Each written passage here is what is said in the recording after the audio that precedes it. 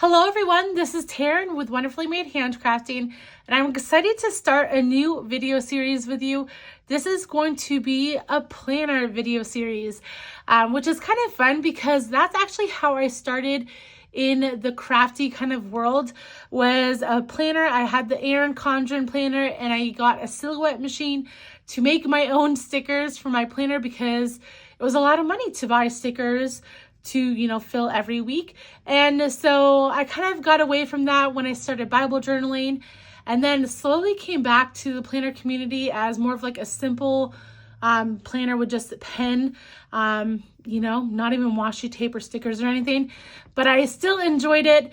But I have recently really gotten back into planners, especially when I teach the workshops at Chicago Planner Conference. I get excited about it, and so I'm diving back in to a full-fledged decorated planner. I decided to go with the Hobonichi Techo Cousin, so I'm really excited about this year. And so I'm gonna get it all decorated, the covers, and then I have a plastic case from Midori. So we're gonna try to put that on. I know it can be a little tricky, but I have some vinyl stickers here that I wanted to add to my planner. So yeah, I wanted to talk to you about them before I put you on fast forward and a couple of the other things I will be adding. So first off, I have from SOLA GRATIA. This is their website, solagratia.co. You can also find them on Instagram. They create wonderful Christian stickers. So there's hardship in everything except eating pancakes. I don't even like pancakes that much, but this is a quote from Spurgeon, and it just makes me laugh every time I see it. So I had to get this sticker. This is also from them. Jesus Christ is the same yesterday, today, and forever. I'll probably put this on the back. And then from PINEBERRY paper, I found them from going to Chicago Planner Conference. I have this little dumpster fire that says everything is fine, which just makes me laugh because that's how I feel like most days. And then I also have a Don't Be Salty sticker. Really appreciate this one because I just like what it says, but also because my mom's maiden name is Morton, so that's pretty special. My last vinyl that I have to put on the back cover is from By the Law for God in Psalm 32. This is from a devotional kit that we went through a couple months ago, so I'm excited to use this on my planner as well. What else I have to get this whole planner set up is some tabs, and there's also some date covers in here, but micro tabs, I think that's what she calls them. Micro tabs and mini tabs. Tiny tabs. Micro and tiny tabs from our Glittery Life Plans from Trisha. I'm so excited to do this. I'm a little hesitant because I want to make sure that I get it perfectly right, but I'm sure it won't be that difficult. So I'm excited to do this portion as well. But let me put you on fast forward while I put all these stickers on. Okay, so honestly, you probably don't need to sit here and watch me put on these vinyl stickers, but it was pretty satisfying because I've been collecting these stickers now for like a month, waiting to put them on this planner, and today was the day. So I put them all on. I was really happy with my placement. I still have obviously some spaces that I can fill in later, but I'm happy with how it is right now. I was a little worried because I've heard some people on YouTube say that once you put the Midori cover on, that's basically it. They don't take it off anymore. But I have had to take my cover off already because I had a little glob of sticker goodness gooey in there, and I got it off just fine. But let's talk about this cover. So this cover was pretty tricky and did give me some difficulties, but I'm going to show you how I overcame that. So this is just the plain old Midori A5 cover. This is not the daily one. I think it's called the Codex. That's a little bit thicker, where you have a little bit more room in the spine. I didn't want that because it looks kind of floppy because there's so much extra in the spine. So I wanted this one, and I knew that it could work. But when I put it on, it was pulling up my cover. The spine is like bowing. And so I heard people talk about using a hairdryer, heating up this cover. for your Hobonichi, and it would eventually fit and not pull. And so I couldn't find any videos on this on YouTube. And so I did some research on Google, tried to find stuff on Reddit, and decided I would just try it out myself. I didn't know if I was supposed to heat it up before I put it on the book or afterward, but I did both and it ended up working. But I was a little concerned because I heated it up at first with my hairdryer, and then I put it on. You bend the covers both backwards and slide them in. That's the easiest way to do it. But when I did this, it still was pulling my covers and the spine was still bowing.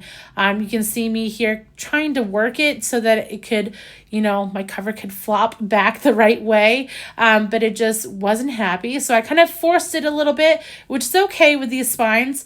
And I'm going to heat it now that it's on the book. I don't really think I needed to heat it while it was off the book, but maybe it did help a little bit, but we'll never know. So I heated it. I just kept flipping back and forth. I was a little concerned because I didn't know if you could heat this too much. I mean, there's really no videos on this, but this is in 2x speed, just so you know. Hopefully that helps if you need to do this as well. But I'm just heating it back and forth on high heat, making sure that we're not melting anything. But it is working. It worked wonders, actually. I was really impressed with how much this worked. So as this sits in the cover, it will become even better, but now you can see it's not pulling up on those covers anymore, and that spine isn't being bowed at all. So now let's move on. This is actually the next day. I had enough stress with just the cover, so I wanted to wait to do these tabs until the next day. But these are from a Glittery Life Plans. She was so generous. I met her at Chicago Planner Conference last year, and she offered to send me these. These are brand new to her shop, and I'm so excited to try them out. I got the micro tabs and the tiny tabs. So she has a couple different font options. I chose to use the tiny tabs in the back on the daily pages, and then I'm going to use the micro tabs on the weekly pages. So hopefully that makes sense. I decided I was back and forth here if I was going to put the tab on day 1, like on December 1st, or on the monthly start page. And so I decided eventually to just jump to the monthly start page and put all my tabs on those pages, which makes it a little tricky on some of these because some of them don't have that little bar that shows where that month starts. And so it ended up working just fine. But here you see me kind of pulling that away from another page because I wanted to make sure that I got it lined up with the little square behind it.